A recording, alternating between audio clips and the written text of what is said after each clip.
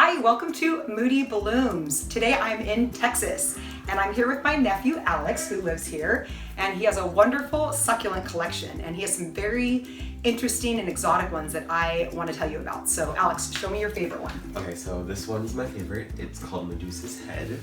It's beautiful. I love it. What's your favorite thing about it? I really like it whenever it branches really far. Like, I heard that they can grow really long and wide. That's true, and it is a euphorbia, and there are over 1,000 different types of euphorbias. And from what I have read over a lot of research, there's about 3 different types of the Euphorbia Medusas, and they are often confused as a cactus, and they're actually not. They're a thorny succulent. And why else are they not a cactus? Well, cactus have areoles, and the Euphorbias don't have areoles. They just have leaves or thorns coming out of the actual plant. Yeah, I mean, they do look similar, and I can see why people get confused, but this is definitely a euphorbia. So, and it's called Medusa for obvious reasons. It's named after the Greek mythological character who had a head of snakes, and I think it's a great name. So we're gonna go ahead and propagate this today. We're also gonna give you some tips about this particular plant. It's similar like other succulents, but there's a lot of differences as well.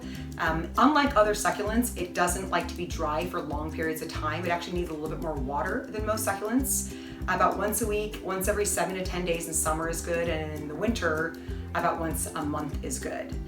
They also don't like the cold. They don't do well. I think the coldest, they say about 35 degrees, but I think 50 degrees is probably safe. How else do you care for this beauty? Oh, well, it's really good in the sun. Afternoon sun is best in the hotter areas like Texas, where we are. They really want 6 hours or more of sun, direct sunlight. This plant does not like having wet feet. And also, yeah, it's susceptible to rot if they has too much water, and it also is susceptible to rot if it has too much, the temperature's too high. They do not like the cold, especially when you're propagating the Medusa's head. You definitely want to keep them warm.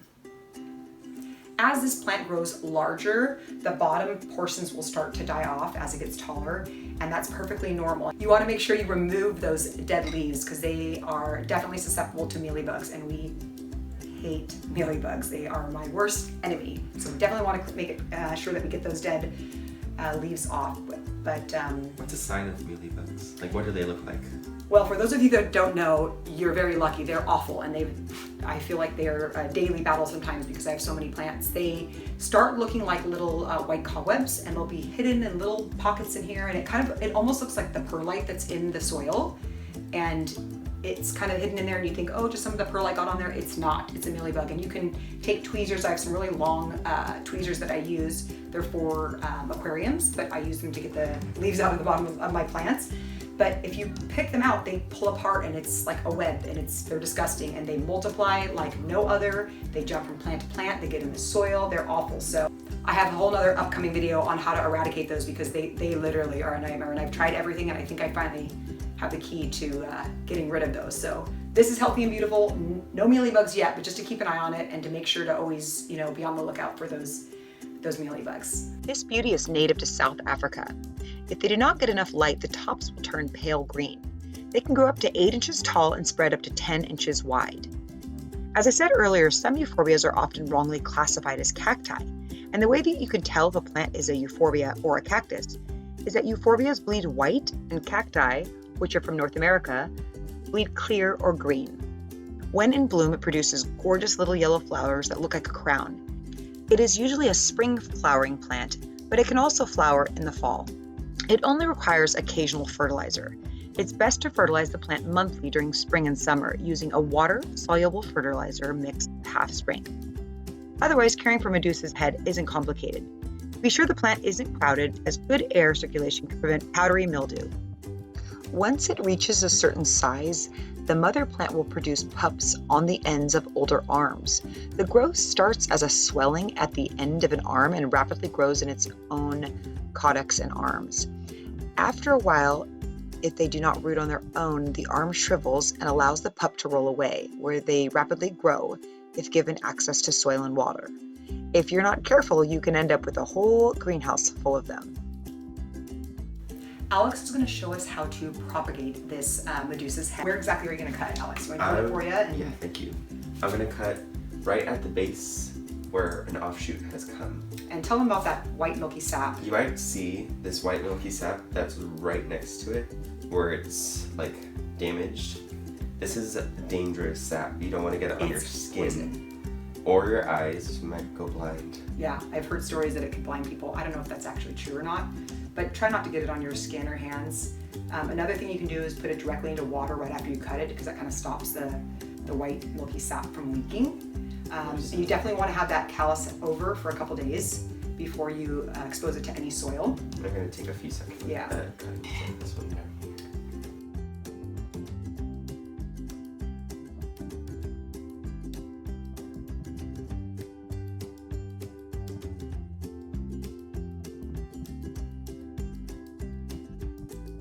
Here's the sap at the end where it got cut.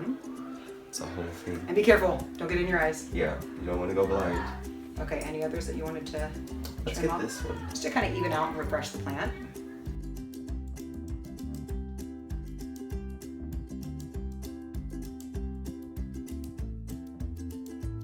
Perfect, looks good. Here are the 3 cuttings that we took from the Euphorbia Medusa's head, and I'm going to attempt to take these home back to California with me. So wish me luck, fingers crossed. I'm going to carefully wrap them up and definitely take them with me as a carry-on, and I will definitely update you as soon as we see some growth. Now I'm going to try to propagate one of them via water, and then I'll probably put the other 2 in some soil. So we'll definitely update you with a video as soon as we see some growth, and we'll let you know how they're doing. So here's some tips about the Euphorbia Medusa's head. It's not fussy about its soil, it doesn't sunburn well, and also it grows on a wide range of pH levels. That's great, because some succulents do sunburn very easily. And that's great. So it's also a plant that can be potted, obviously in pots, but it also does well outdoors really well because it can tolerate the sun. And it does like that bright sun. So as long as you keep it indoors during the winter, if you live in a colder climate, I think the most you want to go down to, what do we say, like 50 degrees? Yeah, probably 50. Fahrenheit. They say up to 35 degrees Fahrenheit, but I think it's probably safer at 35. That's what I would do anyways. But if you have any questions about this beautiful plant or anything else, please comment below and we'll definitely be quick to answer your questions. If you were looking for a unique but easy to grow houseplant, check out Alex's Crested Euphorbia LACTEA. Its unique shape makes it a standout living room plant or indoor office plant. Crested Euphorbia looks fabulous on its own, but also pairs beautifully with other cacti and succulents, so it's perfect for creating a textural collection of easy-to-care-for desert plants. Cresting is a succulent or cactus mutation. Instead of growing upwards, the tip of the succulent grows outward like a fan. In larger specimens, it produces an incredible coral-like shape. This succulent has slow to moderate rate of growth and can grow up to 3 feet wide. Euphorbia LACTEA is simple to grow. Keep it in a spot that receives lots of light and relatively warm temperatures. It can take a lot of direct sun indoors, even in hotter climates. Take care not to overwater this easy houseplant. If the green rootstock of the bottom rots, the top will get too heavy and collapse. If you are in doubt whether to water or not, it's best to keep Euphorbia LACTEA a little too dry than too wet. Euphorbia LACTEA cristata, also known as crested elkhorn, is a very low maintenance and very easy to care for, if not overwatered succulent.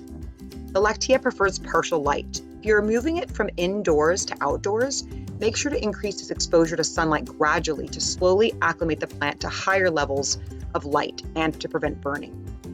Since all euphorbias are potentially dangerous and contain the white sap that can irritate the skin, it's best to place the plant out of reach of small children. As you can see, it is grafted onto another plant. This is done with crested versions of cacti and succulents, as the crested versions are more prone to watering problems and fungal and bacterial problems if grown directly in contact with the soil. This raises them up above their problem zone, and the stalk plant on the bottom furnishes all the necessary water and nutrients.